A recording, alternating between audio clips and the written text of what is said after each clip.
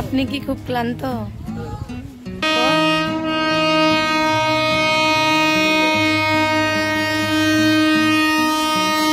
জল বৃষ্টি হচ্ছে।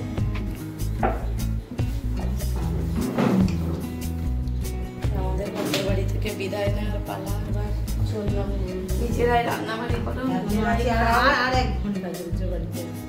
হ্যাঁ, 1 ঘন্টা হলো। আবার মাঝিকার মতো আসছে, বছর আসবো, বছরে একবার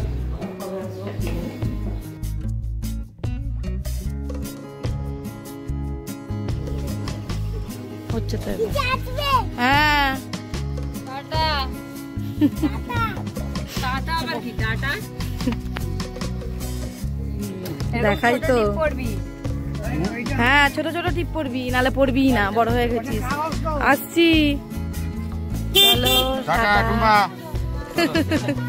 আসবে ঘুরতে, চলে টাটা। নমস্কার বন্ধুরা, আমাদের চ্যানেলে আপনাদের অনেক অনেক স্বাগত। তো চলে এসেছি আরও একটি নতুন ব্লগ নিয়ে। এটা ছিল আমাদের হাওড়া থেকে মুম্বাইয়ের জার্নির ব্লগ। তো আমরা অলরেডি তো মুম্বাই এসেই গেছি, তো ভাবলাম আমাদের জার্নিটা আপনাদের সাথে শেয়ার করে দিই। তো আপনারা তো দেখতেই পেলেন যে আমরা সকাল থেকে রান্নাবাড়ি করে খাওয়া দাওয়া করে খাবার প্যাক করে বেরিয়ে পড়েছি। 2টো টোটো করেছি, সেজবনের ফ্যামিলি আর আমাদের ফ্যামিলি। তো আমার ভাইয়ের টোটোতে আমরা আছি, আর আরেকজনের টোটোতে আছে বোনেরা।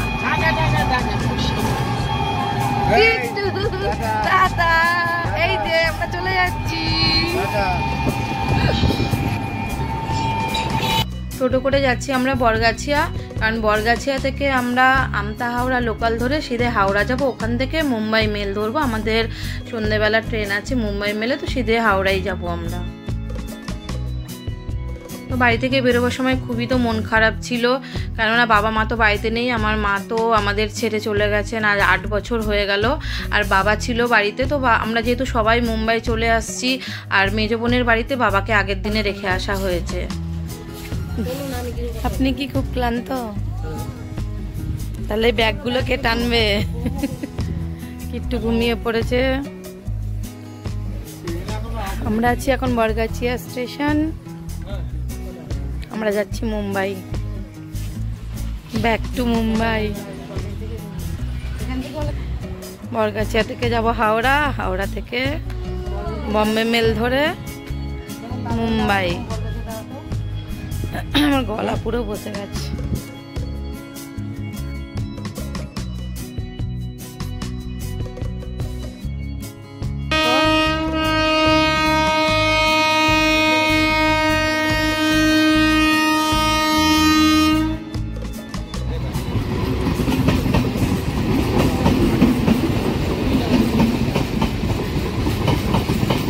চল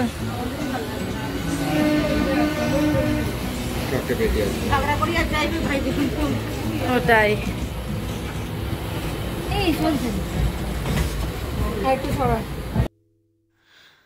তো আমরা আমতা হাওড়া লোকালে উঠে পড়েছি, আর আমরা উঠেছি লাগেজ ডাব্বায়, কেননা এমনি জেনারেল ডাব্বায় উঠলে এত ব্যাগ ট্যাগ নিয়ে আমাদের ভীষণই অসুবিধা হতো। তো যখন গাড়িটা ছেড়ে দিয়েছে, আমার ভাইয়ের মনটা খুবই খারাপ হয়ে গেছিলো, কাঁদো কাঁদো হয়ে গেছিলো। তো বলছিল এই জন্যই আমি স্টেশনে তুলতে আসি না, তুলতে আসলে যখন এরকম ট্রেন ছেড়ে দেয় খুবই মন খারাপ হয়। আর এদিকে দেখুন কিট্টু একদম শুয়ে পড়ছে, একবার এর কাছে যাচ্ছে একবার এর কাছে যাচ্ছে, ওরা একদম মস্তি চালু। আর আমাদের দেখুন লাগেজ ডাব্বায় ওঠাতে আমাদের ব্যাগগুলো খুব ভালোভাবে রেখেছি, আর আমরা খুব ভালোভাবে বসতেও পেয়ে গেছি। আর 2 সাইডের মানে দৃশ্য উপভোগ করতে করতে আমরা যাচ্ছি বেশ ভালোই। তো আমার বাবার জন্য খুবই মনটা খারাপ হচ্ছে, নিয়ে আসতে পারলাম না। তো বাবার খুবই আসার ইচ্ছা ছিল আমাদের সাথে মুম্বাই। আসেনি যে তা না, এর আগে অনেকবারই এসেছে। তো বাথরুম থেকে পড়ে গিয়ে কোমরে লাগার জন্য এখন আমরা আনলাম না। তো মেজো বোনের বাড়িতে রেখে এসেছি, বলেছি তুমি একটু সুস্থ হও তারপরে এসো। তো আমরা ঠিক টাইমেই পৌঁছে গেছি হাওড়াতে। তো হাওড়া স্টেশনে এসেছি। তো আমার মেজো বোনের বর আমাদের তুলতে এসেছে, আর এখানে দেখুন হলুদ চুড়িদার পরা, ওটা আমার দিদি, আমার মামার মেয়ে, ও আমাদের সাথে দেখা করতে এসেছে। কেননা যখন আমরা বাড়িতে ছিলাম তখন দেখা হয়নি বলে ও স্টেশনে আমাদের সাথে দেখা করতে এলো। আর আমরা মিও আমার থেকেও কিছু খাবার নিয়ে নিয়েছি ট্রেনের জন্য, কেননা ট্রেন ছাড়লেই আমাদের খুবই খিদে পেয়ে যাবে, আর আমরা এটা ওটা ট্রেনে খেতেই থাকি। আর দেখতেই পাচ্ছেন আমরা ট্রেনে ওঠার আগেই টুকটাক খাওয়া দাওয়া চালু করে দিয়েছি। আসলে এতটা জার্নি করে এলাম তো সবারই খিদে পেয়ে গেছে।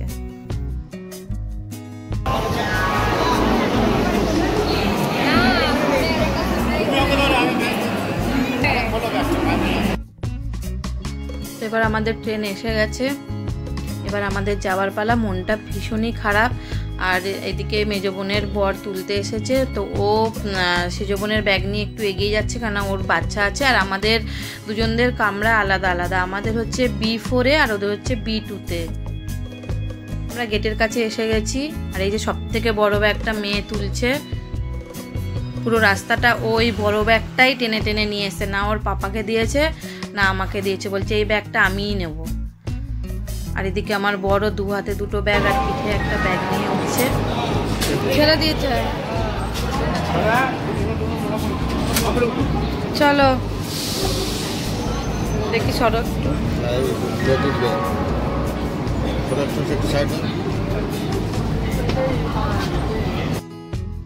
তোদের কিরম সিট দিয়েছে?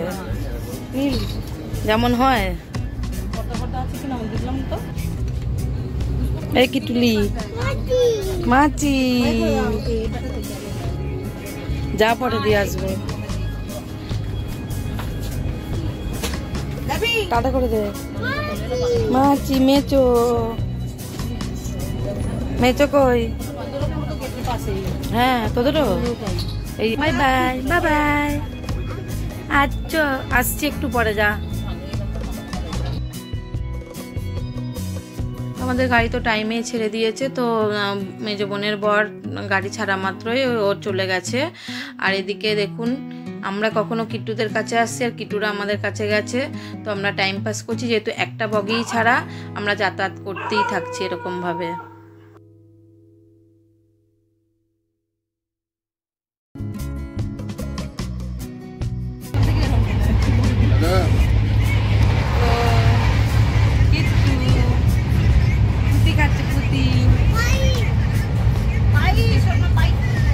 দেখো মানি দিদি বসে আছে।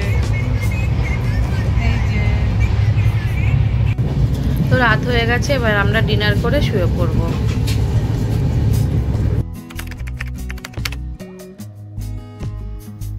তো পরের দিন সকালবেলা আমরা ঘুম থেকে উঠে ব্রাশ টাশ করে নাস্তা টাস্তা করে বসে আছি আর বাইরের ভিউ এনজয় করছি। বাইরে দিয়ে দেখতে খুবই সুন্দর লাগে। এই দেখ একটু ফিশ, যা খুলে গেল তো।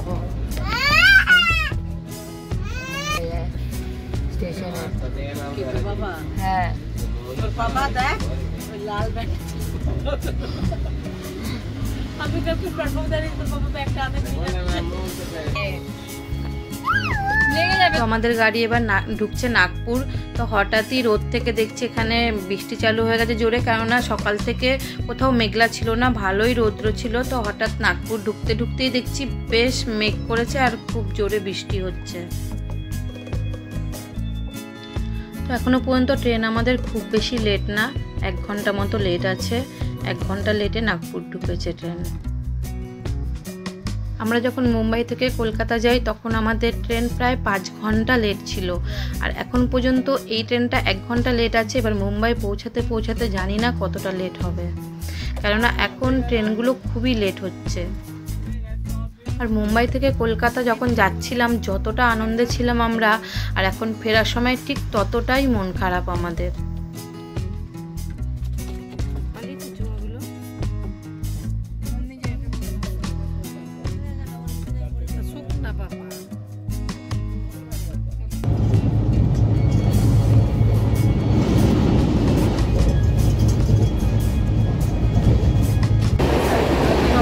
দাদর পর্যন্তই ছিল, ভিতরে যায়নি।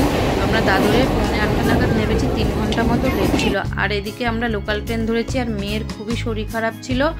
আর আমরা 11টা নাগাদ ঘরে এসেছি। ঘরে এসে ফ্রেশ হয়ে চান করে একটু মাছের ঝোল, ভাজাভুজি, ভাত রান্না করেছি। আর এই চিংড়ি মাছগুলো বাজার থেকে এনেছে, বেছে রেখে দিয়েছি পরের দিনের জন্য। তো দুপুরে খাওয়া দাওয়া করে রেস্ট নিয়ে বিকেলবেলা ঘুম থেকে উঠে দেশ থেকে সব মিষ্টি এনেছি, সেগুলো প্যাক করে এবার বন্ধুবান্ধবদের দিতে যাব।